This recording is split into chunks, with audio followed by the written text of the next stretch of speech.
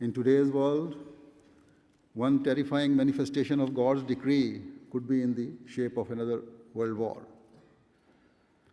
There is no doubt that the effects of such a war and its destruction will not be limited to the war itself or even to this generation.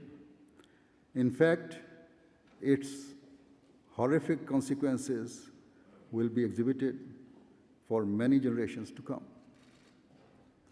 Just one tragic consequence of such a war will be the effect it will have on newborn children, both now and in the future. The weapons available today are so destructive that they could lead to generation after generation of children being born with severe genetic or physical defects. Japan is the one country to have experienced the abhorrent consequences of atomic warfare. When it was attacked by nuclear bomb during the Second World War. Even today, when you visit Japan and meet its people, then you see an absolute fear and hatred of war visible in their eyes and from what they say. Yet, the nuclear bombs that were used at that time and which caused widespread devastation were much less powerful than the atomic weapons that are possessed by even very small nations today. It is said that in Japan, even though 7 decades have passed, yet the effects of the atom bombs are still continuing to be manifest on newborn children. If a person is shot by a bullet, then it is sometimes possible for him to survive through medical treatment. But if a nuclear war breaks out, then those who are in the firing line will have no such luck. Instead, we will find that people will instantly die and freeze like statues, and their skin will simply melt away. Drinking water, food, and vegetation will be all contaminated and affected by radiation. We can only imagine what type of diseases such contamination will lead to. And in those places that are not directly hit and where the effects of the radiation are somewhat less, even there the risk of diseases and illness will become much higher, and the future generations will also bear much greater risks. The 2 nuclear bombs that were dropped on Japan during World War II, and the consequences of which they are still witnessing and having to bear even today.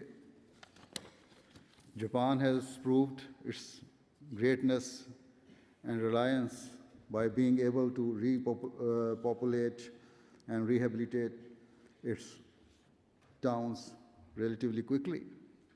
But let it be clear that if nuclear weapons were used again today, then it is quite possible that parts of certain countries could be completely wiped off the map. They could cease to exist. Conservative estimates put the death toll of the Second World War at about 62 million. And it is said that around 40 million of those who were killed were civilians. Thus, in other words, more civilians died than military personnel.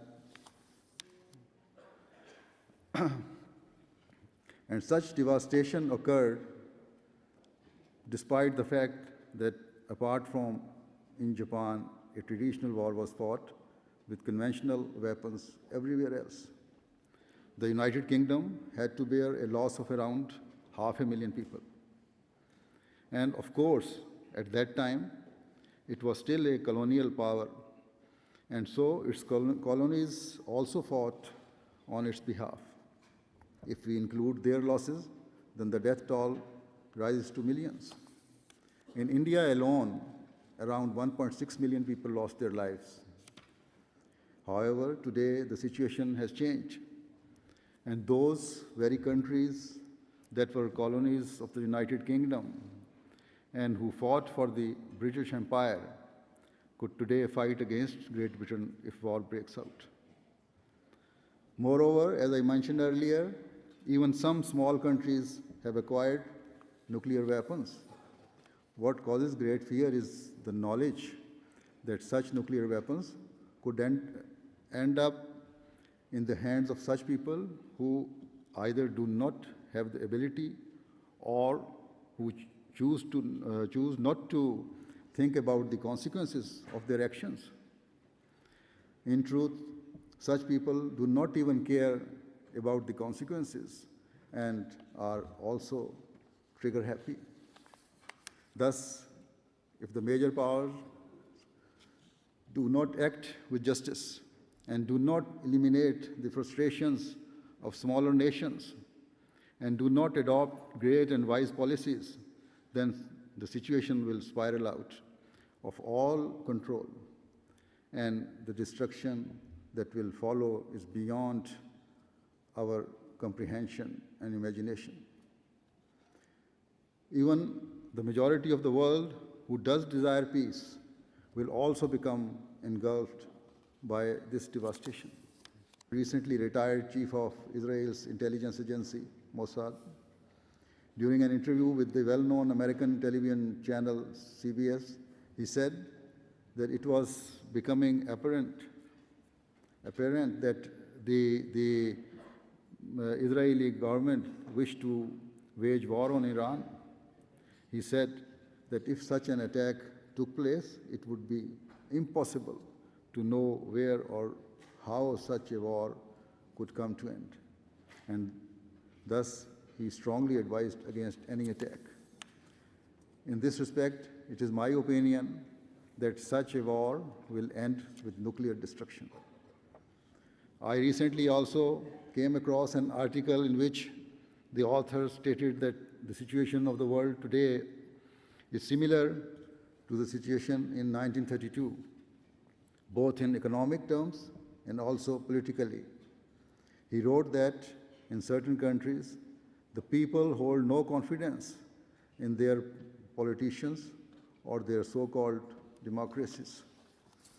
And he also said that there were many other similarities and parallels which were combining together to form the same image today that was witnessed just prior to the outbreak of the Second World War. Some may disagree with his analysis, but on the contrary, I agree with it. And that is why I believe the world's governments ought to be extremely worried and concerned at the current state of affairs. Similarly, the unjust leaders of some Muslim countries, whose only objective is to hold onto their power at any means and at any cost, should come to their senses. Otherwise, their acts and foolishness will be the means of their demise, and they will lead their respective countries towards the most terrifying predicament.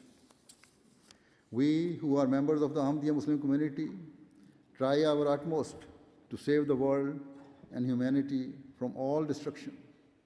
This is because in this era we have accepted the Imam of the age, who was sent by Allah as the promised Messiah and who came as a servant to the Holy Prophet Muhammad, peace be upon him, who himself was sent as a mercy for all of mankind.